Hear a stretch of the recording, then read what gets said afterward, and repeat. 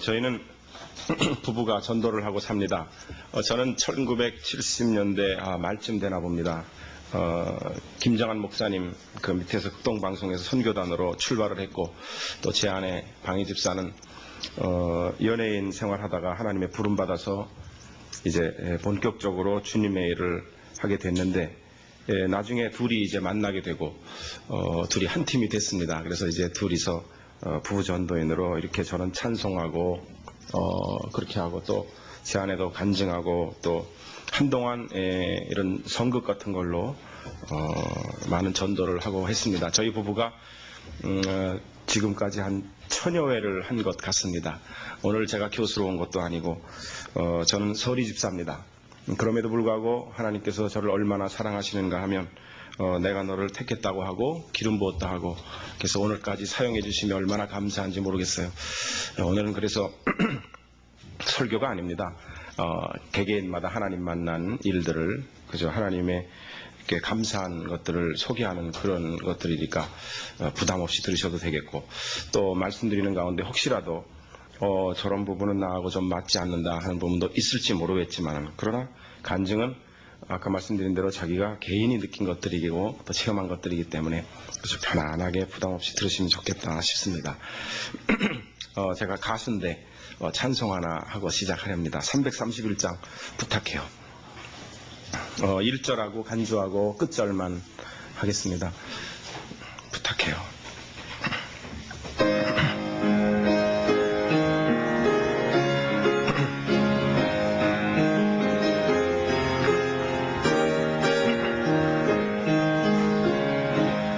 나 주를 멀리 떠났다 이제 옵니다. 나 죄의 길에 시달려 주여 옵니다. 나 이제 왔으니 내 집을 찾아 주여 나를 받으사 맞아 주소서.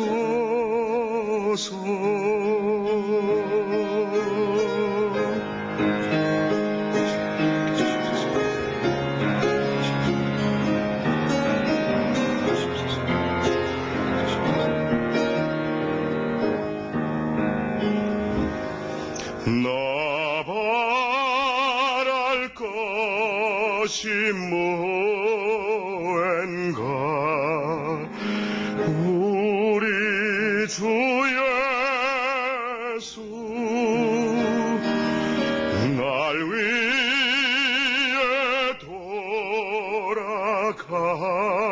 돌아가신만 믿고 옵니다. 나 이제 왔으니 내 집을 찾아 주여 나를 받으사 맞아 주소서.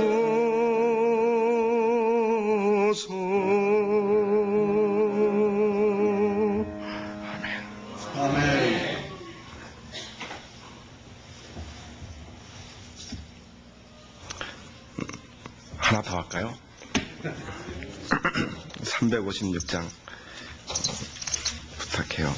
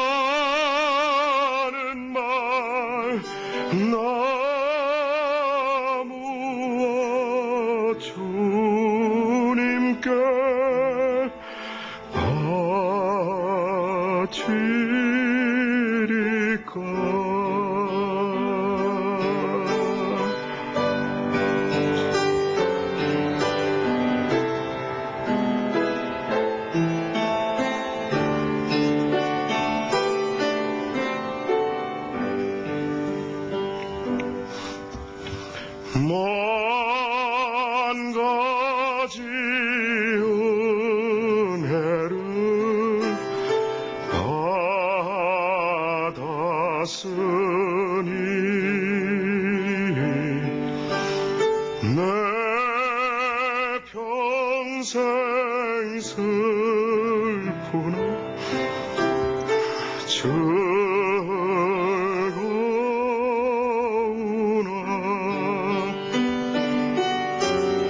이 몸을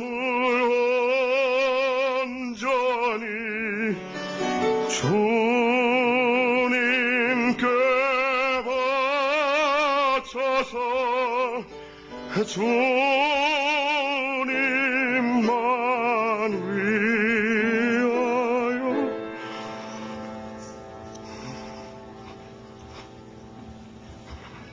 늘 살겠네.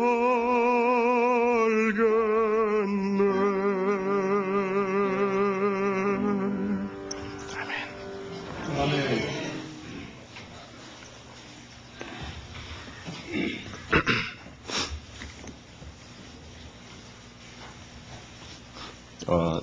저는 복을 참 많이 받았습니다. 제가 살아있다는 자체가 하나님께 감사한 것이고, 제가 이렇게 처해 있는 환경과 모든 것이 신앙을 떠나서 육신적인 생각을 하더라도 하나님의 은혜인 것을 고백하지 않을 수 없습니다. 두서없이 할 겁니다. 오늘 그냥 대충 들으시면 좋겠어요. 6살에 국민학교를 들어갔고 18살에 연세대학을 갔습니다. 그리고 강원도 철원에 육사단이라는 부대를 갔는데 하나님의 은혜 가운데 저를 전도사로 세우셔서 3년 동안을 전도사를 했습니다. 그리고 연세대학교 졸업할 때 주님 은혜 가운데 총장님께 상 받고 졸업했고, 그리고 고등학교 교사 한 3년 하다가 하나님께 기도해서 유학을 보내달라고 기도를 했습니다. 그것은 웬고하니 제가 19살 때부터 극동방송국에서 선교단으로 제가 시작을 했기 때문에, 그래서 하나님께 기도를 했더니 주님께서 제게 물으셨어요. 여러분도 어떻게 기도하실 때 어떤 하나님과 어떤 대화를 하시는지 모르지만 저는 기도할 때마다 하나님이 제게 묻는 바가 있으십니다. 뭔고 하니, 아가야 그것을 왜 구하느뇨? 그런 말씀을 꼭 물으세요. 그러면 그 이유가, 그 기도하는 내용의 목적이 영적인 것은 제 기억으로 100% 이루어진 것을 간증할 수 있습니다. 다만 제가 욕심에 의해서 기도한 것들은 하나님이 들어주실 때도 있고 안 들어주실 때도 있어요.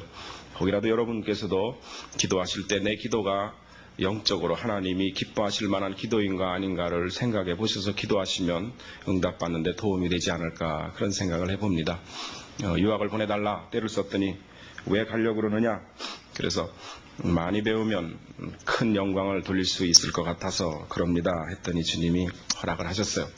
근데 하나님께서 허락을 하셨다는 말과 유학을 갈 수 있는 돈과 환경 여건을 열어줬다는 말하고는 좀 차이가 있어요. 어쨌든 하나님은 제게 허락을 하셨고 저는 그것을 믿음으로 떠날 수 있게 됐어요. 주께서 제게 저를 교육시킨 방법이 계신데, 꼭 어떤 기도를 했을 때 응답이 왔을 때 먼저 행하게 하시는 것을 훈련하셨어요. 네가 믿으면 먼저 해보라는 거예요. 그래서 제가 이태리를 가게 됐고 하나님의 은혜 가운데 귀한 만남을 하게 됐어요. 학문적으로 또 정치적으로 경제적인 분들을 많이 만나게 돼서 그분들의 덕분으로 저는 공부를 할 수 있었어요. 대학을 나왔고 또 대학도 아주 잘 나왔어요. 이것도 하나님의 영광이니까 다 들어가는 데마다 다 1등하게 하나님이 허락을 하셨어요. 대학원도 2군데 나왔는데 먹여주고 재워주고 해서 다닐 수 있었고, 또 세계 노래자랑에 4번이나 당선이 될 수 있었어요. 그리고 귀국할 때 그 인천에 임원식 선생님이라고 계신데 그분이 대한민국에서 최초로 오케스트라를 만드신 어르신인데 그 선생님이 시칠리아 섬에 제가 콩쿠르 할 때 오셨다가 네가 여기서 입상하면 내가 너를 키워주마 그러셨어요. 그래서 다행히 제가 그곳에서 입상을 했기 때문에 그 선생님이 저를 금위환영 시켜줘서 예술의 전당에서 데뷔할 수 있었고 그래서 연세대학에서 7년 동안 선생하다가 지금은 서경대학에서 선생을 합니다. 그러나 제가 분명한 것은 제가 유학을 갔다 왔기 때문에 고등학교 선생에서 대학교 선생으로 바뀌었지만은 제가 하나님께도 약속을 하고 그랬지만은 저는 유학을 한 목적이 하나님께 영광 돌리기 위해서 찬송하고 더 큰 하나님의 뭘 노래할 수 있기 위해서 유학 보내달라고 했고 그것 때문에 하는 것이지 대학교 선생이라는 것은 좀 먹고 살기 위해서 일시적으로 하는 일이라는 것을 저는 알고 또 주님도 아시리라고 믿어요. 오늘 저는 여기 대학 교수로 오지 않았어요. 저는 하나님의 부름받은 귀한 귀하다는 표현은 좀 뭐하지만 하나님을 담는 그릇으로 오늘 왔기 때문에 주께서 제게 입술을 어떻게 사용하실지 그대로 횡설수설을 할 것인데 그 횡설수설이 인간이 볼 때는 그러나 하나님께서 제 입술을 잘 주장하셔서 원하는 말씀을 전하고 갈 수 있으리라 생각을 해봅니다. 아까 식사 때 어르신들과 또 사모님께 여쭤봤어요. 별 얘기 다 해도 되느냐? 그랬더니 여기는 별 얘기 다 해도 되는 교회라고 그래서 오늘 별 얘기를 좀 해보려고 그럽니다. 다 간증이라는 것이 다 체험이기 때문에 이런 얘기 저런 얘기를 좀 해보려고 그럽니다. 또 나중에 또 기회가 되면 다시 오겠습니다만은 제 아내가 영화 배우입니다. 옛날에 그 뭐 씨바지라는 영화로 뭐 상도 탔대는데 뭐 그랬다고 그래요. 그래서 한동안 잘 나갔고 그런데 하나님의 부름 받아서 지금 같이 전도인이 돼서 이렇게 전도를 하고 삽니다. 지금도 영화를 하고 뭐 방송을 하면 돈 꽤나 벌 텐데 그렇게 안 하네요. 그래서 가끔 저도 돈이 궁한 관계로 어디 가서 좀 했으면 하는데 아주 방송이라든가 이런 거 한번 갔다 오면 영적으로 아주 힘들다고 그러니까 가라고 그럴 수도 없고 그래서 제가 번 돈 조금 가지고 좋다고 그러고 사니까 할 말도 없고 자기가 살림하고 자기가 밥하고 청소하고 그래서 자기 표현에 의하면 이렇게 앉아서 걸레질하니까 궁뎅이는 넓어져도 영적으로 깨끗해지니까 이게 더 좋다고 그래서 말릴 수도 없고 어쨌든 많은 젊은이들이 미스코리아가 되면 왜 미스코리아가 되느냐 하면 자기 연예인 되고자 한다고 그러는데 제 아내는 아주 도시락 싸가지고 다니면서 말리고 그러는 것을 보면서 왜 말리느냐 그러면 영혼을 팔아야 될 것이다 뭐 그런 얘기를 해요. 저는 아직 거기까지는 잘 모르겠지만은 그래서 저희는 이제 이렇게 부부 전도인으로 이렇게 삽니다. 언제 기회 있으면 제 아내가 주님을 어떻게 만나게 될지에 대해서 또 한번 증거하게 될 것이고 저는 그때 찬양하는 가수로 오게 될 겁니다. 사실은 방 집사를 초대했으면 전 자동으로 따라가는 건데 오늘 저를 잘못 초대하신 것 같아요. 어쨌든 저는 하나님께 많은 복을 받았어요. 서리 집사임에도 불구하고 하나님께 부름받아서 사용이 되어지고 또 육신적으로 여러분이 저를 보실 때 그렇게 흉하게 생기지 않았잖아요. 그래서 더 감사해요. 그저 나날이 머리숱이 없어지는 것은 불안하기 짝이 없지만은 그럼에도 불구하고 아직까지는 대학에 가도 아이들이 저를 그렇게 흉하게 여겨주지 않는 것에 대해서 참 감사하게 생각하고 또 저는 아까 소개한 대로 이쁜 여자를 데리고 사니까 좋고 또 둘이서 합작해서 만들어 놓은 새끼들이 괜찮게 생겼어요. 그래서 그것도 감사하고 아들내미가 둘인데 아무리 이 세상에 딸내미들이 부족해도 우리 아들들은 장가를 갈 것 같아요. 괜찮게 생겨서 그것도 하나님께 감사해요. 또 배움을 적당히 주셨기 때문에 또 누구와 대화해도 적당히 대화할 수 있는 가르침을 주신 것이 감사하고 또 물질을 주셔서 10의 1은 아버지의 것이지만 10의 1은 적당히 이웃들과 나눌 수 있게 하심에 감사하고 제가 돌아가보면 하나님의 뜻을 정말 모를 것 같은데 요즘은 조금 감이 오는 것 같아요. 무슨 말인고 하니 어떤 일을 닥칠 때마다 정말 힘들고 벅차고 내가 이 일을 어떻게 감당할고 그래서 애걸복걸 기도한 적도 한두 번이 아닌데 세월이 지나 돌이켜보니 다 알 수 있겠더만요. 그래서 하나님의 뜻은 지금은 몰라도 돌아보면 다 알 수 있겠다 싶은 것이 제 간증이 옳시다. 그 당시에 왜 피눈물이 나야만 했는지 지금 돌이켜보니 그것을 알 것 같아요. 이 교회에 오는데 악한 것이 저를 얼마나 힘들게 했는지 몰라요. 엊그저께 꿈속에서 더러운 악한 것이 저를 밤새도록 덤벼들어서 그놈과 싸우느라고 아주 애를 먹어서 그놈이 아니죠. 그년이 옳시다. 늙은 년과 젊은 년이 덤벼들어가지고 얼마나 힘들게 했는지. 그래서 끝내는 내가 그들을 물리치긴 했지만은 원래 제 주장은 귀신은 내 밥이다. 저는 귀신을 내쫓지 않습니다. 왜냐하면 내쫓으면 다시 오기 때문에 잡아다가 끝을 봅니다. 저는 원래 그런 스타일인데 오늘 제가 별 얘기 다 한다고 했기 때문에 좀 진하게 얘기해도 이해하시리라 믿어요. 저는 오늘 주의 종으로 왔지 저는 대학교 선생으로 오지 않았기 때문에, 그리고 무슨 말을 할지 대책도 없어요. 그냥 성경 들고 찬송해서 하나님의 영을 흠뻑 이렇게 내 안에 모셔드리면 전 시작을 합니다. 아까 찬송할 때 주님이 뜨겁게 나를 만나주셨기 때문에 얼마나 감사한지 몰라요.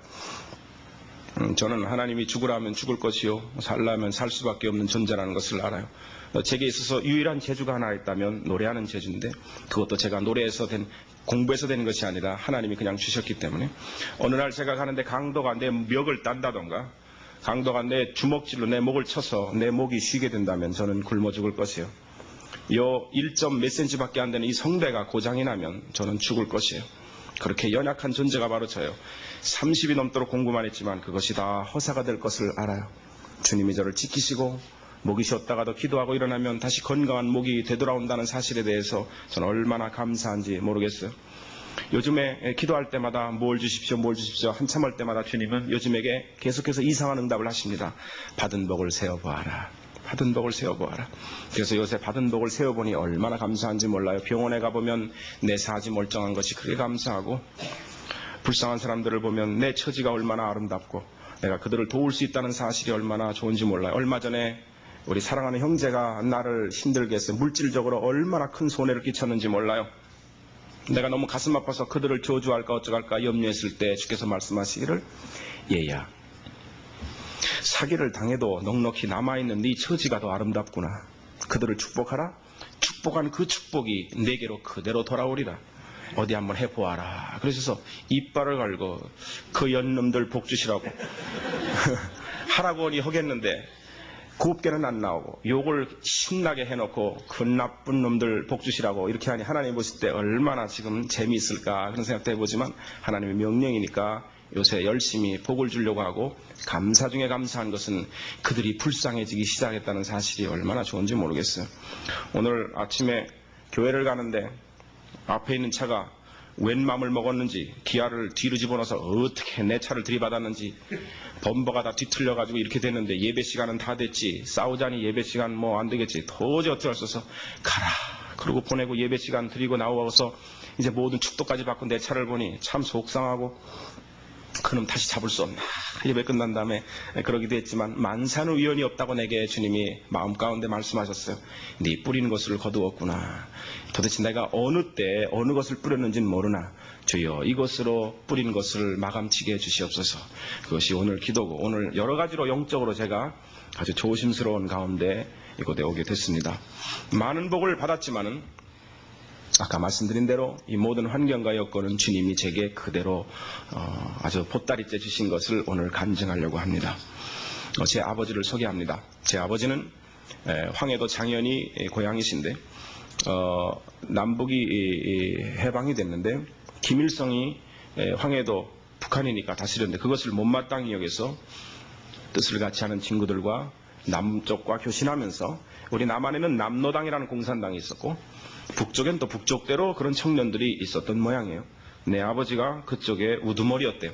그래서 그내 친구들과 힘을 합해서 그런 일들을 했는데 꼬리가 잡혀서 이거 아무래도 이거 죽을 것 같다 싶어서 할 수 없이 눈 오는 겨울 어느 날 내가 며칠만 남쪽에 피신했다가 올게요. 이제 잠잠해질 거니까 곧 만나요. 그러고 돌아선 것이 우리 아버지는 영원한 이별이 되고 말았어요. 그래서 남쪽에 와서 이제나 저제나 고향으로 갈 것인가 하고 생각하는 차에 6.25가 벌어지게 되고, 할 수 없이 우리 아버지는 고향에서 제일 가까운 백령도라는 섬에 자원 입대하게 되고 6.25 때에 소대장 노릇을 했어요. 부하 20-30명을 데리고 배 타고 몰래 가서 작전을 피고 그리고 넘어오고 그런 일들을 했는데, 어느 날 야밤을 이용해서 황해도 옹진반도로 건너서 작전을 피고 돌아오는 길에 중공군들을 만나가지고 완전히 포위가 됐어요. 한 20, 30명이 7, 800명을 만났기 때문에 살 수가 없었어요. 밤새도록 이길 저길 산길로 해서 바닷가까지는 왔지만 물이 다 빠져버려서 다시 물이 들어와야 나갈 수 있어서 무전을 치고 빨리 도와달라고 해도 물이 들어가야 도와줄 수 있다고 조금만 버텨라 이러니까 할 수 없이 20, 30명이 해변가에 바위 뒤에 숨어서 물이 들어올 때까지 버텨야만 했고 급기야는 우리 아버지 부아들이 하나둘씩 막 죽어 넘어지니까 아버지가 너무 안타까워서 부아들을 시체를 총 맞고 막 넘어지니까 얘들아 정신 차려라.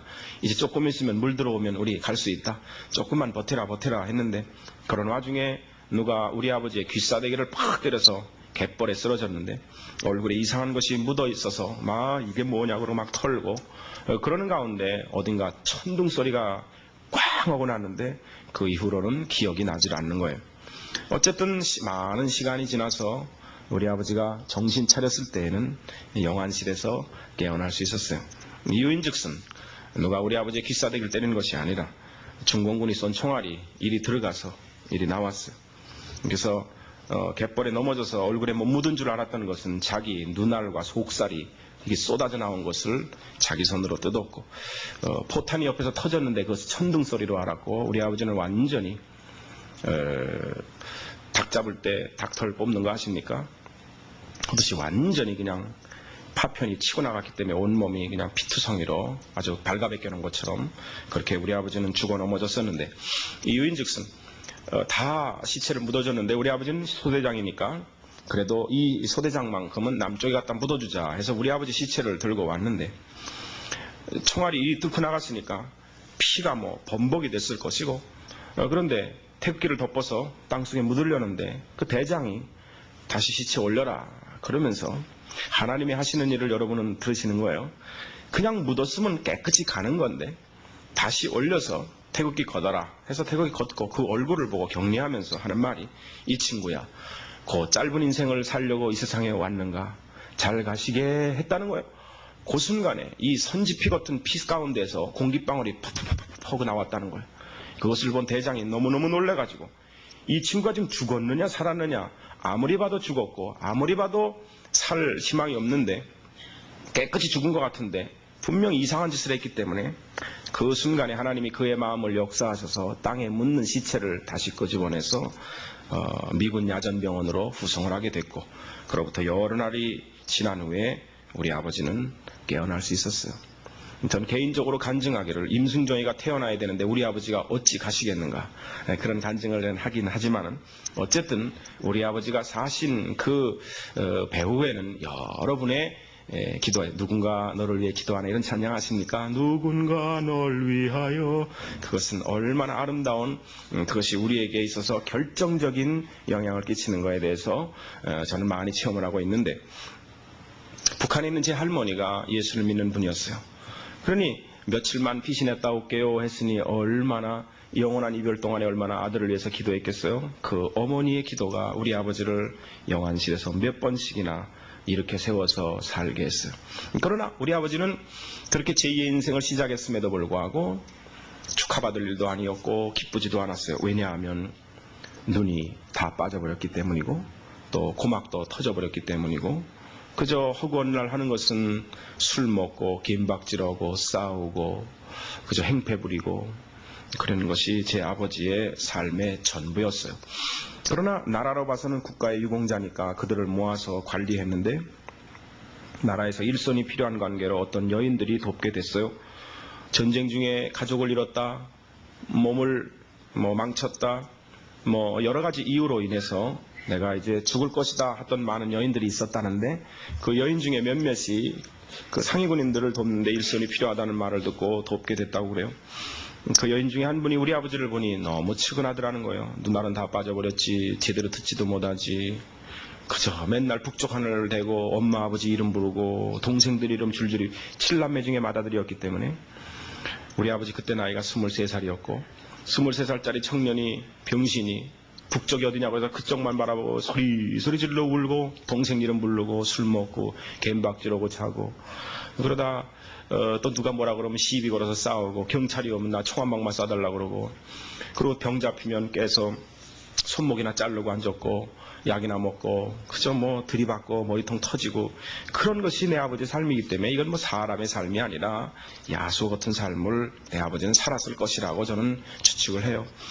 어쨌든 그런 불쌍한 사람을 보고 이 여인이 자기도 죽으려고 했는데 보아하니 자기보다 더 불쌍한 것 같아서 위로한답시고 한 말이 인연의 신세 한탄을 좀 들어보소 하고 막걸리 한 잔씩 걸치면서 자기 신세 한탄을 쫙 늘어놓고 그리고 같이 또 그냥 꺽꺽거리고 울고 술 한 잔씩 걸치고 뭐 이랬던 모양이에요. 그러다가 두 분이 저녁만 되면 내가 고향이 어떻고 뭐 형제가 어떻고 뭐 이런 얘기 저런 얘기 오고 가고 자기의 비참한 과부의 마음은 호래비가 한다잖아요. 그래서 그 상처 입은 사람들끼리 이 얘기 저 얘기하는데 주변에서 보니까 야, 저 사람 같지 않은 사람을 저 웬 여자가 나타나가지고 좀 진정되는 것 같이 보인다 싶었던 모양이에요. 그래서 주변 사람들이 말하기를 당신들이 짝을 맞추면 어떻겠는가 하고 강력하게 권했대요. 근데 우리 아버지가 그 소식, 그 얘기를 듣고 그것도 괜찮겠다 하는 생각이 왔다는 거예요. 왜냐하면 이거 뭐 눈이 있어야 뭐 옷을 입지요, 뭐 물 한 그릇도 못 먹지요, 뭐 음식을 먹을 수가 있어요, 어딜 갈 수가 있어요. 도대체 화장실 하나 옛날에는 화장실이 다 포세식이었기 때문에 누가 또 데려다 줘야 되는데 그거 하나도 제대로 갈 수 없고 도대체가 답답한 인생인데 누군가가 나를 도와준다고 생각하니 그것도 좋더라는 거예요. 또 이 여인으로 봐서는 그래, 내 어차피 죽을 거다. 내 어차피 죽을 건데 좋은 일 조금만 하다 죽지 뭐. 내가 지금 죽나 뭐 내년에 죽나 무슨 관계가 있느냐. 그래서 그냥 등에 떠밀려가지고 물 한 그릇 떠놓고 강제로 인사하라고 그래가지고 그냥 한 방에 집어넣었어요. 그래가지고 그분들은 부부가 되고 그러다가 낳은 첫 자식이 바로 저예요. 꼭 남 얘기하는 거 같죠? 전 제 인생의 출발이 그랬기 때문에 여러분이 저 보실 때 6살에 국민학교를 들어갔고 18살에 연세대학을 갔고 연세대학을 수석 졸업했고 이태리에서 다 수석으로 만점으로 다 졸업했고 나는 대학교 선생이요 물질이 많고 영화배우를 데리고 살고 나는 넘치나이다 이런 모든 것들이 왜 주님의 복임을 여러분은 눈치 빠르면 아시리라고 합니다. 앞 못 보는 아버지가 유학 보내는 거 봤어요? 그렇지 않아요. 기도했을 때 하나님께 응답을 받았고 갔더니 하나님이 귀한 만남을 주셨다고 했어요. 그 만남으로 저는 공부할 수 있었어요.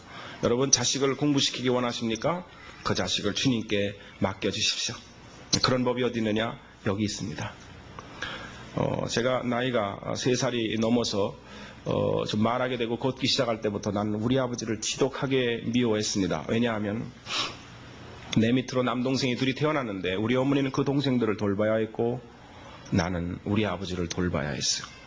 꼼짝 못하고 붙잡혀서 뭐 가져와라 뭐 하라 완전하게 그냥 그 눈이요 손이요 발이요 그 모든 것을 제가 다 도와야 했기 때문에 자유가 없었고 내가 어렸을 때 이런 얘기를 많이 했어요. 내 평생 소원 이것뿐. 내가 얼른 커서 우리 엄마랑 도망가야지. 그러면 당신 잘 살아봐라. 우리 아버지 보고 늘 당신이라고 그랬거든요. 내가 망고에 무슨 재수가 오미 붙었길래 저런 남자의 자식으로 태어났는가. 정말 그랬어요. 내가 예전에 성령 받고 주님과 뜨겁게 대화할 때 주님이 내게 강하게 제게 말씀한 것이 있어요. 너희 아비를 미워함에 회개하라. 내가 누구 때문에 그리스도를 알았으며 내가 누구 때문에 이곳까지 와게 됐느냐고 주님이 제게 물으셨고 우리 아버지 때문에 제가 예수를 알게 되었기 때문에 육신의 삶이 좀 피곤하고 곤고할지 모르나 그러나 네 아비로 인하여 내 영혼이 산 거에 대해서 제 영혼이 사는 것에 대해 주님이 강하게 설명을 하신 바가 있어요. 저는 우리 어머니를 존경하고 우리 아버지를 사랑해요. 왜 우리 어머니가 우리 아버지에게 시집와주지 않았으면 오늘에 있지 못했기 때문에 그것을 저는 알아요. 어쨌거나 제 어린 시절을 간단하게 소개하자면 좋은 환경이 아니었어요. 4살 때 우리 아버지가 하도 가난하고 막 그냥 찌들고 막 그냥 이승만 대통령이 땅 준 걸로 농사하고 그러고 살았는데 우리 아버지도 농사 잘 졌어요. 새끼줄을 이렇게 매놓으면 새끼줄 붙들고 호미질하고 이렇게 등에 업고 나는 그냥 어렸을 때 좀 기억이 나는 것이 막 물밖에서 들고 막 들으려고 물 가져와라 그러면 옛날에 이거 양재기라고 있었어요. 양재기 찌그러지는 거 아무리 집어던져도 깨지지 않아요. 찌그러지지. 그거 가지고 물 갖다 날르고 뭐 이랬던 심부름했던 기억이 지금 막 나고 그래요. 내 친구들과 함께 우리 밭에 감자 캐먹던 기억도 나고 뭐 옥수수 뜯어먹던 기억도 나고 그래요. 어쨌든 그런 어린 시절을 저는 보낼 수 있었는데 우리 아버지가 생각하기를 자식들에게 뭔가를 좀 해주면 좋겠다 싶으셨던 모양이에요. 저는 어렸을 때 미국의 구호 물자를 입고 컸어요. 얘기는 좀 달라지지만 제가 작년 2월에 백악관 초청 그 세계 국가 초청 기도에 초청돼 갔었어요. 클린턴 대통령 또 누굽니까 라빈 수상 부인도 만났고 그 아라파트인가 뭔가 그 사람들도 같이 초청 기도회 때 같이 모여서 예배드리고 그랬는데 저는 캘리포니아 그쪽 모임에 제가 찬송하는 가수로 찬송하고 그랬는데 그때 제가 간단하게 몇 마디 하기를 여러분이 보내준 구호 물자로 내가 이렇게 아름답게 컸다. 그래서 여러분이 못 입는 옷이라 할지라도 그것이 남에게 전달되었을 때는 아름다운 결과를 맺는가 오늘 보여주러 왔다. 여기 왔다. 여러분이 구호 물자로 키운 그 자식의 찬양을 여러분 들어보시라 그러고 제가 기가 막히게 찬양을 뽑아줬겠어요. 그랬더니 막 기립박수하고 하나님께 영광을 돌렸었어요. 근데 어쨌든 그 미국에서 오는 구호 물자를 가지고 저는 커야 했기 때문에 우리 아버지가 왜 자식한테 잘해주고 싶지 않겠어요? 그래서 이제 그 친구와 함께 있는 거 없는 거 재산이라고 해야 얼마 되지도 않지만 그걸 꾸려서 어떤 것을 했는데 그 장사가 너무 잘 된 것이 화근이 돼서 그 친구가 그 돈을 가지고 도망가게 되고 우리는 빚더미에 앉게 돼서 이승만 대통령이 살라고 지어준 집까지도 뺏기고 그래서 저는 어렸을 때 교회에 종탑 밑에 가만히 깔고 지내야만 했어요. 촛불 켜고 교회에 옛날에는 그 종탑이 있었는데요. 그 종탑이 그 창고같이 있었는데 그걸 이제 목사님이 치워줬는데 우리 아버지가 유년주일학교 출신임에도 불구하고 예수를 버렸었어요. 그 이유는 뭔가 하니 하나님이 정말 사랑이라면 내 인생을 이렇게 망쳐놓을 리가 없다는 거예요. 내 나이 23살에 나를 이렇게 비참하게 만드는 하나님, 그 하나님은 사랑의 하나님이 아닐 것이다. 그 우리 어머니가 늘 아버지와 충돌이 있었지만은 예수를 믿지 말자는 데 대해서는 완벽하게 한 몸이 되더만요. 그날에 빌라다와 헤롯이 하나가 되더니 우리 어머니가 유년주일학교 출신이었는데 비참한 인생을 살게 됐어요. 그러니까 우리 아버지한테 시집왔죠. 옛날에 돈이 많았을 때 정신대에 끌려갈 뻔했는데 그것을 일본인 친구에게 그 정신대에 끌려가면 안 된다는 말을 들은 우리 외할아버지가 자기가 데리고 있던 가장 충신인 지금으로 말하면 총재 지배인이요. 그 당시로 말하면 머슴인데 그 머슴을 우리 어머니에게 짝을 맺어줬어요. 아시만인가 머슴이 결혼을 하게 되고 그다음 어느 날 우리 외할아버지가 심장마비로 가시니 그분이 우리 어머니의 전 남편이 기방에 들락거리게 되고 기생을 안방에 들이고 우리 어머니를 쫓아냈어요. 그래서 우리 어머니는 거리를 헤매다가 이게 전쟁 중에 별의별 것을 다 겪고 이제는 죽어야 돼. 더 이상 살 힘이 없어 하다가 우리 아버지를 만나게 되고 그래 죽기 전에 좋은 일 조금만 하다 죽지 뭐. 그러고 우리 아버지를 만나준 것이 오늘에 이르렀어요. 그렇기 때문에 우리 아버지 우리 어머니가 얼마나 아픔이 많고 그런 것들이 너무 속에 뼛속 깊이 있기 때문에 영적으로도 그것을 해결하는데 너무너무 힘이 많이 들고 그래요. 또 어렸을 때는 저를 그래서 교회를 데리고 다니지 않고 또 저 4.19탑 입구라고 있어요. 저기 서울에 그 4.19탑이라고 있는데 그 바로 뒤가 유명한 도선사라고 옛날에 유경수 여사가 다니던 절이 있는데요. 그 안 못 보는 우리 아버지가 우리를 업고요. 저를 업고 거기를 100일 기도를 다녔대나 1000일 기도를 다녔다. 그래가지고 거기 주지승한테 저를 아들로 바쳤대나요. 어쨌대나. 그래가지고 옛날에 성령 받고 막 이렇게 은사 받고 막 이러는데 밤마다 이상한 놈이 나타나서 넌 내 새끼라는 거예요. 그래서 이게 나는 이분의 새끼인데 왜 네가 나보고 새끼라고 그러냐 알고 봤더니 더러운 악한 존재가 네 아비가 내게 바쳤다는 거예요. 내 그놈하고 싸우느라고. 덕분에 내가 싸우는 방법을 익히게 됐지만은 예수 그리스도의 이름이 얼마나 위대하고 대단한 위력이 있는 것인가는 체험해보지 않으면 몰라요. 저는 1000회를 넘게 집회했기 때문에 실제 상황이에요. 귀신 들린 젊은 처녀가 막 그냥 일이 달려들어가지고 내 앞에서 막 눈 동그랗게 뜨고 댐비질을 하나 별의별 일들을 너무너무 많이 당했기 때문에 전 그 영적인 것이 무엇인지를 저는 너무 많이 체험을 했어요. 귀신은 우리를 털것 하나 사게 할 수 없어요. 기껏 한다는 것이 헛것이 보여가지고 가슴만 철렁하게 만드는데 잘못 봤거니 하면 되는 거예요. 그냥 아무것도 아니에요. 귀신이 우리 따귀 때렸다는 말 없어요. 절대로 없어요. 다만 그것이 자꾸 귀찮게 되면 예수 그리스도 이름으로 명하노니 가야지 하고 친절하게만 한 말씀 해주면 안녕히 계세요 그러고 간다고요. 그것을 저는 너무너무 많이 체험을 했기 때문에 근데 이제 그것이 보통 일이 아니죠. 보통 일이 아닌데 어쨌든 그런 것들을 이제 체험하면서 많이 영적으로도 단련이 됐다고 합니다. 어쨌든 내 아버지 어머니가 예수 그리스도를 버렸었어요. 왜? 하나님이 사랑이라면 내 인생을 이렇게 망칠 수 없다.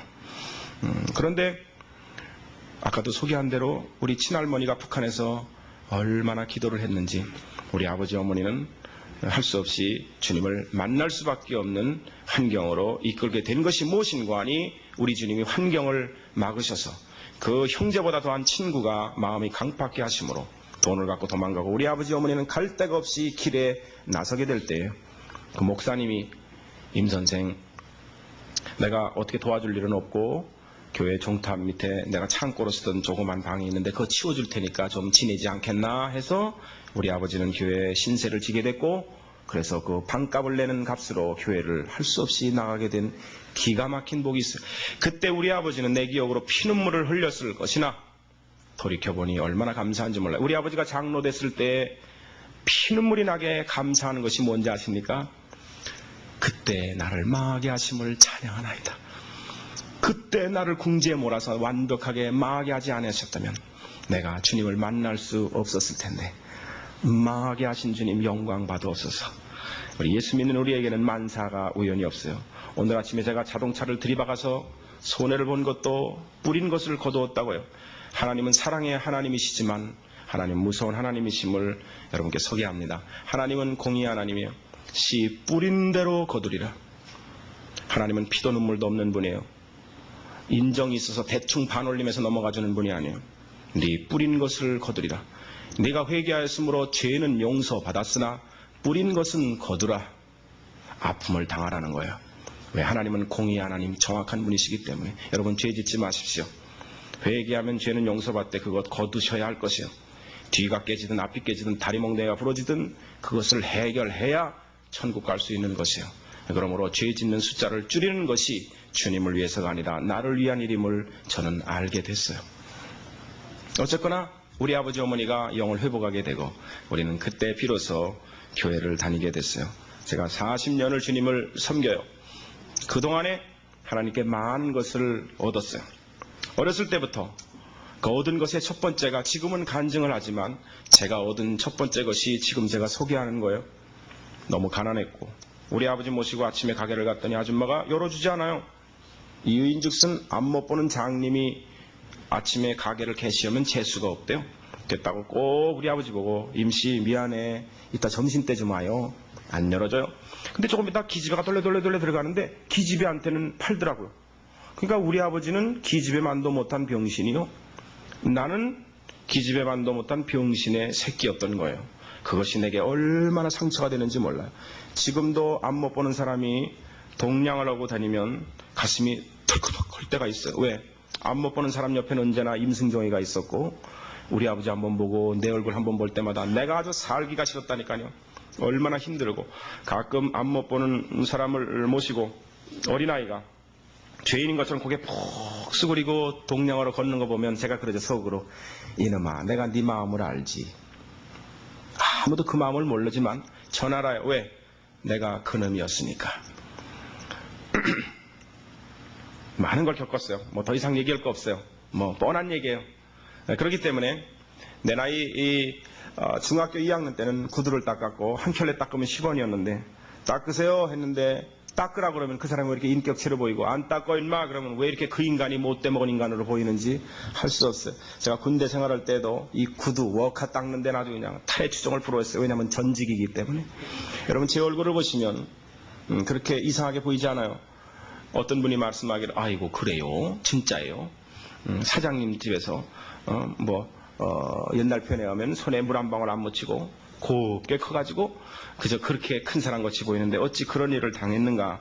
진짜예요 물어보는데 그렇게 보이지 않도록 하나님이 내게 찌든 때를 다 빼주신 하나님께 얼마나 감사한지 몰라요. 지금 물론 간증할 때마다 하는 얘기지 뭐 기억에도 없지만은 어쨌든 가만히 생각해 보니까 그 얘기는 내 얘기인 건 분명해요. 그럴 정도로 그 삶이 나와 관계없는 삶이 되도록 이렇게 바꾸어 주셨지만 돌이켜보건대 그런 모든 환경 속에서 불과 그로부터 구두 닦던 시절로부터 불과 20년이 조금 지났더니 내가 이렇게 아름답게 풍요하게 되어서 힘들다고 하는 사람이 전화가 오면 기도해서 하나님이 도우라 하면 도울 수 있는 환경이 된 것에 대해서 얼마나 감격한지 몰라요. 사랑하는 여러분, 시제를 좀 뛰어넘겠어요. 내 나이 30쯤 되던 어느 날 도대체 만사가 꼬이고 도대체 되는 일이 없고 도대체 모든 것이 힘이 들어서 주님께 제가 묻기를, 아버지요, 도대체 나를 왜 이렇게 미워하시나이까? 그리고 기도를 애타게 한 적이 있어요. 정말 30이 다 될 때까지 정말 애타게 기도했어요. 남의 기도를 하면 대깍대깍 들어주는 하나님이 왜 내 기도를 하면 꼭 출장 가시고 외출하시고 안 계셔서 도대체 하시는 말씀도 없고 침묵하시는지 그 이유를 어느 날 내가 거룩하게 이빨을 갈면서 나는 천국 갈 것이다. 천국 가면 나를 왜 뺑뺑이를 돌렸는지 난 묻고 말 것이다. 이거에 대해서 얼마나 제가 이를 갈았는지 몰라요. 왜? 그때는 하나님의 뜻을 몰랐기 때문에. 잠시 전에 요 얘기하기 전에 어렸을 때 얘기를 하나만 더 얘기하고 넘어가려고 해요. 우리 아버지가 교회 신세를 졌다는 얘기를 아까 했었는데 상이용사촌이라고 이승만 대통령이 지어줬다가 나중에 많은 민간인들이 이사를 오니까 그 상이용사촌이라고 철조망치고 살았던 그 마을을 나라에서 해체해라. 너희들 땅 띄워줄 테니까 마음대로 흩어져서 살아라. 이거 완전히 창경원처럼 말이죠. 와가지고 막 구경하고 막 이러니까 영 분위기 안 좋게 나라에서 해체를 시켰어요. 그런데 그 옛날에 그 상이용사촌에 상이용사촌 교회라는 간판을 걸고 월요일서부터 토요일까지는 마을회관이고 주일날만 되면 선교사 목사님이 오셔서 교회라고 해서 기껏해야 그 종탑 하나 만들어 놓고 종치고 그거 했었단 말이죠. 근데 마을회관이니까 나라에서 헐어버리니까 종탑 하나 남고 상이용사촌 교회라는 교패 하나만 남고 목사님이 공중에 뜨신 거예요. 그때 우리가 이제 빚도 많이 탕감받고 이런 거 저런 거 했기 때문에 나라에서 준 땅을 가지고 우리가 좀 농사 지을 때가 있었는데 그때 비로소 우리 아버지가 그 교회를 우리 마당으로 청했어요. 그 상이용사촌 교회에서 수유동교회, 우이중앙교회, 수유제일교회 여러 교회로 이제 발전하게 됐는데 그 중에 하나가 수유제일교회인데 제 마당에서 시작을 하게 됐고 지금 한 3,000명이 넘는 교회로 됐다고 그래요. 떠나온 지가 10여 년이 됐기 때문에 지금은 잘 모르지만은 어쨌든 그 연역에 보면 임준호 집사가 대회해준 마당에서 이런 구절이 꼭 나와요. 우리 마당이 25평이었는데 그 마당에서 교회를 했어요. 우린 거기서 신앙적으로 자식들이 교육을 참 많이 받게 됐어요. 그 당시에는 참 힘든 일이었어요. 왜냐하면 옛날에는 수도가 없고 다 펌프였잖아요. 펌프인데 이 겨울이 되면 이놈의 펌프가 얼어가지고요. 이게 되지도 않는데 이 토요일만 되면요. 예배 준비하라는 명목으로 우리 어머니가 그렇게 우리 자식들을 고생을 시켰다니까요. 우리 아들 삼형제 보고 뜨거운 물 장작개비를 해가지고 뜨거운 물 만들어가지고 펌프에다가 갖다 치면 부각부각 해서 이제 물이 올라온단 말이죠. 그럼 그걸 해가지고 걸레를 빨아다가 마룻바닥 교회였기 때문에 어머니는 강대를 하셨고 우리는 꼭 유리창하고 바닥을 했어요. 절대로 강대상이 못 올라가겠어요. 그 어머니가 잘 교육시켰다고 생각해요. 이 강대상은 하나님의 얼굴이라고 가르쳤고 지금도 올라오는 거 참 껄끄러운데 오늘도 아래에서 했으면 딱 좋겠는데 그냥 하도 등에 밀려서 올라왔는데 아래 따는 회개 기도 한 번 하는데 여기 꼭 2번 하잖아요. 제가 아직도 무서워가지고 이거 아주 골치 아픈 데라고 여기 옛날로 말하면 지성소인데 이거 옛날에 그 급살 맞아 죽는 데거든요. 이거 아무나 이거 건드린 데가 아니라고요. 그러니까 제가 영적으로 자신이 없을 때는요 아주 올라오기가 지금도 껄끄럽고 아주 무섭다니까요. 왜냐하면 제가 이렇게 전도 집회하고 나서 저희는 늘 아침마다 늘 기도를 하기 때문에 새벽 기도는 못 나가지만 꼭 아침에 저희가 아주 체질이 이게 이상해가지고 철야는 아주 그건 얼마든지 하는데 새벽 기도가 안 돼요 그냥 도대체가. 그래서 평생 우리는 새벽 기도는 종쳤다. 당신이 하나 종쳤는데 우리 그 대신 아침 기도한다 그래서 우리는 아침 기도를 해요. 아침에 일찍 따르릉해서 아침에 늘 하나님과 교제를 하는데 꼭 월요일 아침이 되면 조마조마해요. 하나님이 또 무슨 말씀을 할지 모르기 때문에 난리를 하실 때도 있어요. 네가 이놈아 어떠고 저떠고 얘기하면 아주 겁이 나죠. 그래가지고 한 번은요 제가 그러니까 안 한다고 그랬잖아요. 내가 이 전도 그만한다고 막 뭐라 그러면 또 하나님이 얼르지요. 얘야 네가 하냐? 내가 네 몸 좀 빌리재는데 그러면 또 그냥 그래요. 그리고 또 찔찔 짜고 또 한다고 그랬다가 또 그 다음날 월요일 되면 난리에 법석이 나기도 하고. 그래서 이제 2000년 들어서는 이제 저희가 올해는 참 절제를 많이 해요. 웬만한 거는 집회를 안 하고. 그래서 기도하기를 무조건 안 한다고 그러면 또 안 되니까 하나님, 주님 꼭 가야 할 때만 연락이 되게 해주시옵시고 좀 막아달라고 애걸복걸 기도했더니 3분의 1로 줄었어요.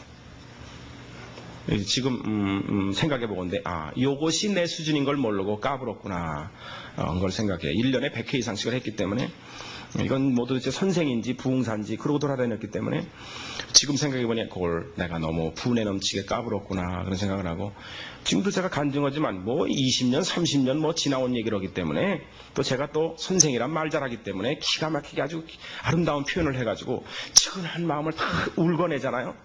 이거 도대체 제가 무슨 짓을 하는지 어떤 때는 야 이거 내가 뭐하냐 소설 쓰냐 내가 이거 하나님의 영광을 돌리는 거냐 이거 내가 이거 뭐 하는 거냐 이럴 때도 많이 오고 두렵기도 하고 영광을 많이 가르칠 때도 있고 나갈 때 저 제발 박수 치지 말고 은혜다 받았다는 소리 속으로 해주시면 좋겠어요. 왜냐하면 그 말 들으면 기분이 무지하게 좋기 때문에 하나님이 꼭 하신 말씀이 도둑놈아 우체부가 주택복권 당첨됐다고 소식 전하는 놈이 그게 지가 주는 것처럼 하면 그게 얻어맞을 일이 아니겠느냐. 네가 하나님께 받은 은혜를 전했으면 됐지 왜 네가 흐뭇하고 네가 기분이 좋아야 되겠느냐. 꼭 이런 거에 대해서 늘 저에게 말씀하시기 때문에 아주 무서워 죽겠어요. 그러니까 이따 갈 때 저 조용히 가도록 좀 내버려두면 좋겠어요.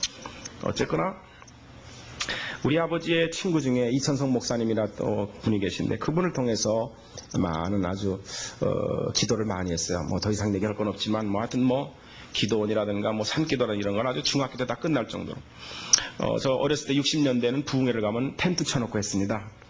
그러면 뭐 앞자리가 금자리고 뒷자리는 도둑놈 자리나 여기 얘기하는 게 아니에요. 우리 어머니 표현이에요. 뒤에 있는 분 그러려는 게 아니다. 그러니까 꼭 앞자리가 금자리 되는 거예요. 그런데 요 말은 해야 되겠어요. 제가 환상 가운데 보니까 주님이 쓰시고 주님 좌편에 천사들이 쫙 쓰는데요. 뒤는 열려 있음을 기억하십시오. 이건 제가 간증이에요. 제가 환상 가운데 본 건데요. 하나님의 광채가 빛이 나가는데 앞쪽이 찐앞디다. 그것은 부인할 수 없는 제 간증임을 여러분께 소개해요. 앞자리에 와서 좋은 분 없어요. 뒷자리에 있으면 푸근해지고 사랑하는 자에게 단잠을 주신다고. 깊은 잠 드는 분 너무너무 많고 또 기가 막힌 것은 설교 딱 끝나면 왜 이렇게 또 잠을 또 깨주시는지 주여 주여 하고 떠드는 분들은 꼭 잠잔 분들이요.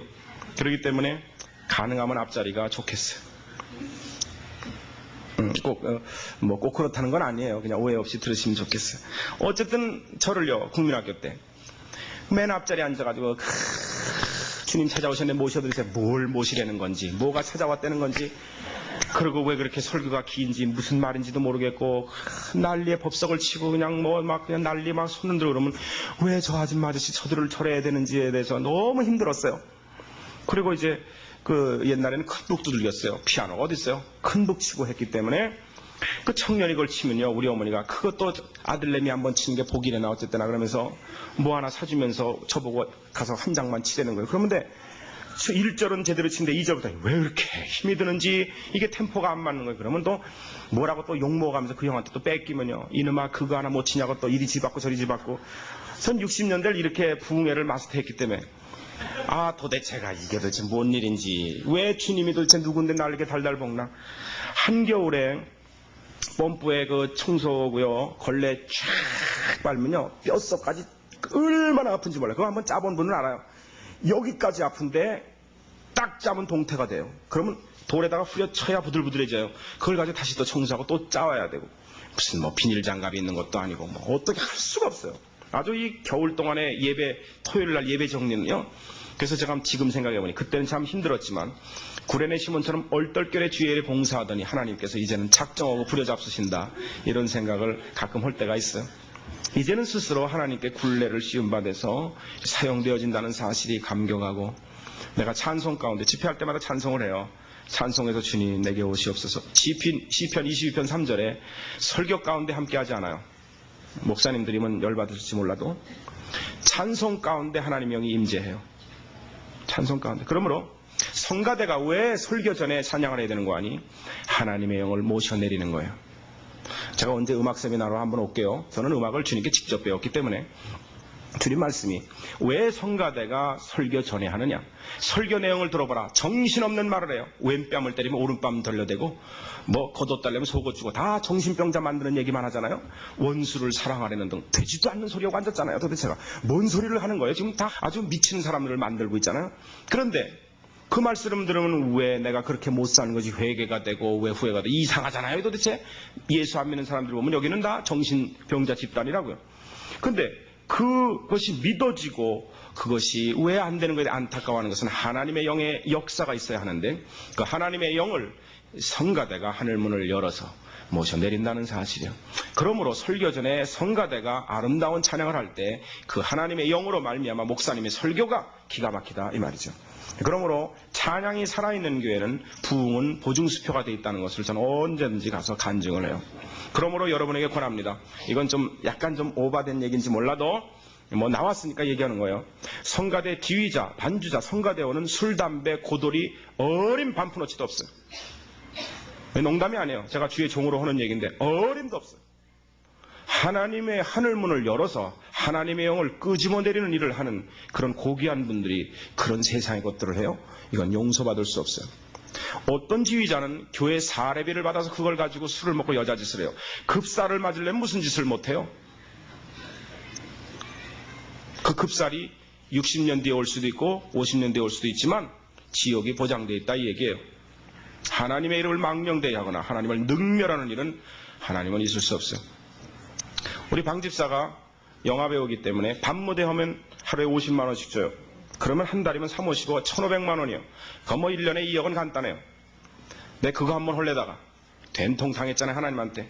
한 입에서 어찌 단물과 쓴물이 날 수 있느냐. 주님 그저 지나간 흘러간 소양강 천이 이런 거 두 곡이면 됩니다. 그랬더니 시끄럽다는 거예요. 그 밤무대 그 매니저가 그 계약서 들고 오다가 교통사고로 허리가 부러졌잖아요. 그날 밤에 무서운 마음으로 기도했더니 내가 너희들을 30여 년을 교육하여 내가 오늘에 이르게 하였고 내가 너를 밥을 굶기더냐 옷을 안 입히더냐 네가 살아있는 나를 믿는다면 어찌 이럴 수 있느냐 그러면서 노하시며 하는 말씀이 목숨을 내놓아야 할 것이니라. 그래서 무서워서 못해요. 이제는 허래도 못해요. 그래서 이제 우리는 밤무대하고는 종쳤지만은 제 스스로 하나님께 기도했어요. 임승정이가 나이트클럽 가서 이름 모를 여인과 품에 안고 내가 춤을 치면은 나를 창자를 터지게 하옵소서. 그리고 머리가 터지게 하옵소서. 그런 놈은 죽어도 싸나이다. 제가 그렇게 기도하고 있어요. 그래서 제 스스로 그런데 아예 거들떠보질 않아요. 왜? 나도 꼬리 남자라고. 이쁜 미니스커트 입은 여자 뒷다리를 보면 어느 놈이 데리고 사나 그런 생각이 왜 안 들어요? 그럴 때마다 아침에 기도를 하면 이놈이 음란하고 어쩌고 하도 야단을 맞아서 이제는 이쁜 여자가 지나오면 아버지 장작개비로 보게 해주시옵소서. 그러면서 한 번 마지막으로 한 번 더 봐. 그러니까 이게 안 되는 거예요. 이게 영원한 숙제요. 해결이 안 돼요. 그래서 제가 악은 모양이라도 버리라는 뜻을 알아요. 절대로 창녀촌에 앞에 가가지고 저 여자를 범치 말게 해주십소서. 그건 미친놈이요. 가지 않으면 돼요. 안 가야지. 갔으면 품어야지. 그걸 어떻게 참고 서 있어. 그게 더 어렵지. 그러니까 제 주장은 뭐냐면 악은 모양이라도 버리는 것이 더 안전하구나 하는 생각을 해요. 제가 우스갯소리로 하지만 이 세상 사는 거 절대 쉬운 일이 아니에요. 그래서 날마다 우리 부부는 아침에 일어나서 기도하고 그리고 기도 끝나면 가정 예배 드려서 아이들도 학교 보내야 될 거 아니에요? 예수 그리스도 명하는 시편 요한일서 1장 14절인가요? 천사가 누구냐? 성령 받은 주의 자녀들이 부려먹으라고 준 영이라 그랬어요. 그래서 우리는 자식들 기도하고요. 예수 그리스도 명하노니 천군 천사들아 내 자식들과 함께할지어다. 빛과 생명을 함께하여 어둠이 머리털 하나 상치 못하도록 막을지어다. 그리고 천사들을 함께 동반해서 내보내요. 저는 오페라 가수예요. 이번 주 목요일 금요일 세종문화회관 대강당에서 오페라 해요. 제가 하는데요. 그때 제가 무대 뒤에 보면 재밌어요. 모든 사람들이 그냥 발성한다든가 여자들은 분장하고 난리에 법석들이 나는데 꼭 무대 뒤에서 이상한 짓 하는 놈이 있으면 바로 쳐요. 아버지 나 좀 살려줘요. 무서워 죽겠어요. 저 28년 노래했는데요. 지금도 무대가 무서워요. 그 무대는 보통 무대가 아니에요. 나가면 난도질을 해요. 사시미 칼 들고 다 평론원 데나 어쩐 데나 그래서 우리를 죽이는데요. 무서워 죽겠어요. 근데 지나온 10여 년 동안 그 평론가들이 내게 한 번도 칼질을 하지 않은 것에 대해서 얼마나 감사한지 몰라요. 하나님의 은혜예요. 그것도 간증할 것이요. 제가 기도하죠. 나를 지으신 아버지, 나의 목을 창조하신 주님, 오늘 주의 아들이 세상 사람들 앞에 욕을 당하지 않고 그리고 아름다움으로 간증하게 도와주시옵소서. 제 별명이 목사라고 하는 사람도 있고 장로라고 하는 사람도 있고 할렐루야라고 하는 사람도 있어요. 음담패설에다 제가 오면 야야 할렐루야 온다. 네, 그래요. 얼마나 감사한지 몰라요. 쫑파티 할 때 지들은 술 돌려도 저한테는 이제는 자연스럽게 콜라를 보내요.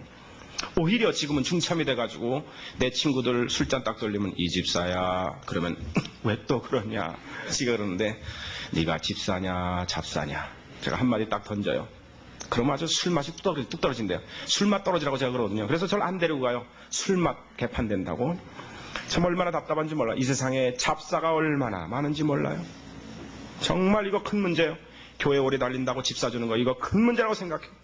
다 죄다 잡사 만들어가지고 다 지옥 가는 아주 열참 타게 만드는 거 아닌가 그런 생각을 해요. 전 지금도 서리 집사인데 서리 집사가 어떤 것인가 성경 찾아봤더니 서리 집사 자격에도 아직 조금 못 미치는 것 같아요. 이게 보통 일이 아니에요. 그래서 사도 바울은 서리 집사도 못해 먹고 갔대잖아요. 사도 바울 선생은 서리 집사도 못해 먹고 갔대잖아요. 얼마나 무서운 건지 몰라요. 그래서 제 개인적으로는 안수 집사 준다고 도망가고 장로 준다고 그러면 그건 아주 그게 안 나온다고 제가 손포고 다니고 그러잖아요. 무서워 죽겠어가지고 그 달란트만 뒷다 받아놓고 감당 못하면 큰일 나는 거 아니에요. 이거 무슨 회사에 전무 상무 되는 것도 아닌데 그게 얼마나 두려운지 몰라요. 어쨌든 간에 나갈 때 주님께 도와달라고 하고 그리고 제가 꼭 하는 기도가 있어요. 이건 제 간증이에요. 1번 천사 한 발 앞으로 그러면 제가 혼자 하는 말이에요. 저 정신병자 같아 나도 하긴 남들은 1번 천사 앞으로 너는 내 성대를 잡아라 알겠냐. 2번 천사 앞으로 너는 가사안이 넘게 해라. 3번 천사 앞으로 너는 내 이 움직임을 아름답게 해라. 4번 천사 앞으로 이래가지고 촥 얘들아 가자 그리고 다 진짜요. 근데 이거 은혜 받은 겁니까? 저를 비웃는 겁니까? 지금 진짜로 그래요. 그래서 언제나 제가 개인적으로 독창 같은 거 올 때는 꼭 나오면 하는 일이 있어요. 잠시 기도해요. 도와주세요. 어떤 때는요 가사가 너무 남사스러우면 주님께 이런 기도도 한 적이 있어요. 주님 가사가 남사스러우니 듣지 마시고 곡조만 주님께 드리니 받아주시옵소서. 그럴 때가 있어요. 그런데 그때마다 하나님이 제게 하늘에서 음성이 들려요. 아가야 네가 범사에 나를 인정하는구나. 내가 범사에 너를 인정하게 만들어주마. 이것이 하나님의 말씀이고 이날이 때까지 내가 음악회 시켜달라고 커피 한잔 산 적도 없고 임승정에게 점심 묻어먹은 사람이 별로 없어. 대한민국에 할 수 없이 얼떨결에 뜯긴 적은 있어도 내가 가자 점심 샀게 한 적이 내 기억으로는 없는 것 같아요. 왜? 그럴 돈 있으면 헌금하고 나는 구제하지. 왜 그 힘들게 번 돈을 쓸데없는 데 낭비를 해요? 난 그 돈 있으면 가난한 자를 주고 난 교회 헌금하고 선교하는 일에 나는 그것에 빠져 있어요. 내가 아침마다 하나님께 엎어져서 하나님 날 도와달라고 그러면 하나님이 감동으로 오페라 시켜주고 오늘에 있게 했지. 내가 대학교에서 될 때에도 남들은 돈 먹였다고 하는 나는 쓴 커피 한 잔 먹인 적이 없어도 하나님의 역사로 됐지. 그렇기 때문에 돈을 안 먹였기 때문에 쉽게 저를 자를 수는 있을지 몰라도 자르려면 잘라라. 하나님이 또 붙여준다. 연세대학에서 7년 만에 커피 한 잔 산 적 없다고 날 자르길래 잘랐냐? 그래 잘라라 그랬더니 서경대학에서 나 붙여줘서 또 해먹고 있잖아요. 거기서 또 잘라요? 그래 잘라라 그래. 시컨 잘라라. 하나님은 나에게 또 아름다운 것을 예비한 것이 있어요. 너는 원망치 말라. 너는 나만 의지하여라. 한 번은 환상 가운데 내가 운물에 빠진 적이 있었는데 내가 사면이 막혔다고 애걸복걸 기도했더니 주님이 하늘에 음성이 써 가라사대 아가야 어찌 사면을 보느뇨. 하늘을 열어보아라. 하늘은 언제나 열려있느니라. 이것이 우리 주님의 음성이었어요. 사랑하는 여러분, 제가 살아있는 그 이유와 목적이 주님께 있음을 아침마다 고하고 내가 더러우시면 나를 용서하셔서 나를 성령불로 불살리셔서 깨끗게 하셔서 제발 내 안에 들어오기만 하여 주시옵소서. 이것이 저의 평생의 꿈이고 우리 자식들에게 날마다 축복하기를 이들이 아비의 어미의 어설픈 주의 일을 이제는 열매가 맺게 할 것인데 이들이 나보다 큰 자들이 되면 내가 이 아이들을 섬기겠나이다. 이 아이들을 받아주시옵소서. 이것이 우리 아비 어미의 기도예요. 사랑하는 여러분, 나는 망하여야 되겠고 주님은 흥하여야 되겠다는 말을 조금씩 이해할 것도 같지 않나 하는 생각을 해봅니다. 지금의 제 심정 같아서는 주님이 원하신다면, 목숨을 원하신다면 하나밖에 없음을 민망히 여겨요. 왜냐? 내가 지금까지 구두 닦기인 주제에 병신의 자식으로 내가 이날이 때까지 호의하시고 사는 것이 네 덕인데 주님이 내 목숨과 내 집문서를 요구한다 하여 내가 어찌 그것이 안타깝겠어요. 아깝겠어요. 주님께 당연히 드리는 것이지. 그렇기 때문에 지난번에 내 형제가 나를 가슴 아프게 하고 경제적으로 손해를 끼쳤을 때 주님 말씀하기를 그를 축복해 주어라. 내가 채우마. 너의 아름다운 입술에 저주를 내뱉어서 너의 입술에 똥가루를 묻히지 말라. 이것이 주님의 말씀이에요. 내가 손을 대마. 그래서 하나님이 되시면 또 죽을 것 같아서 하나님 때리지는 마시고 회개시켜 주시옵소서 이렇게 기도를 시작하게 됐어요. 감사해요. 내 나이 30이 되는 어느 날 주님이 내게 말씀하시기를 이런 말씀한 적이 있어요. 내가 하도 별별 일을 다 당하길래 아버지여 내 어려움을 조금만 걷어달라고 기도했는데 응답이 없기 때문에 내 고통을 조금만 감해 주시옵소서 했을 때 주님이 이런 말씀한 적이 있어요. 한 번은 환상 가운데 내게 말씀하시기를 아들아 내가 너희 처지 형편을 모르는 바도 아니요 내 기도를 듣고 있었노라. 그냥 눈물이 얼마나 나는지 몰라요. 아 이것이 종착역이로구나. 그래서 하나님께 물었어요. 이제 나의 처지 형편을 아름답게 하시오라니까 했더니 주님이 이런 말씀을 하셨어요. 보아라 너는 내 기름 부은 내 종인이라. 너는 말씀과 생명을 전해야 할 것이다. 보라 말씀과 생명을 전하는 자는 홀로 설 믿음이 필요하여 내가 너를 불꽃 속에 연단했노라. 보라 네 아비가 불구이니 너는 이제 불구를 품으리라. 네 어미가 한 많은 여인이니 너는 그런 여인을 품을 수 있으리라. 네가 가난하여 보았은즉 그들의 벗이 되고 그들을 위로할 수 있으리라. 너는 나의 종이니 그들의 벗이 되어 주어라. 그것이 주님의 말씀이었어요. 내가 웃었다니까요. 왜냐하면 내가 인생에 있어서 가장 힘든 그 순간에 엉뚱한 말을 해서 내가 웃었어요. 사라의 웃음을 나는 웃어봤어요. 나는 욥의 한 그 교묘한 방법으로 주님의 비유를 건드리는 것을 나는 다 체험했어요. 나는 많은 믿음의 선배들이 하나님에 대해서 원마음과 그 이스라엘 백성의 40년 동안의 교묘한 방법으로 하나님의 속을 속인 것을 나는 알아요. 왜? 나는 다 해봤기 때문에. 다행히 감사한 것은 하나님께서 나를 40년 뺑뺑이 돌리지 않고 나이 30에 멈추게 하심에 영광을 돌릴 뿐이에요. 홍수에 떠내려가는 돼지 새끼 같은 나를 하나님이 건져주